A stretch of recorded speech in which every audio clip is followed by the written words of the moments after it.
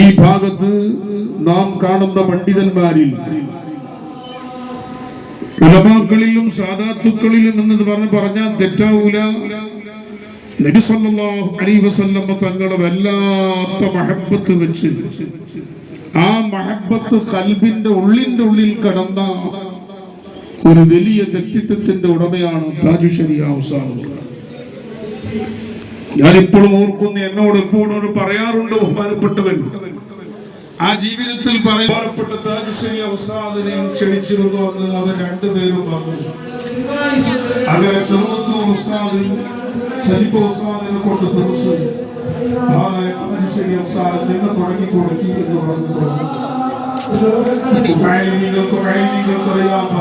അറിയാം ചൊല്ലിക്കൊടുക്കാൻ വേണ്ടി ഷരീഫ് ഉസ്താദ് വെച്ചു. അതിന്റെ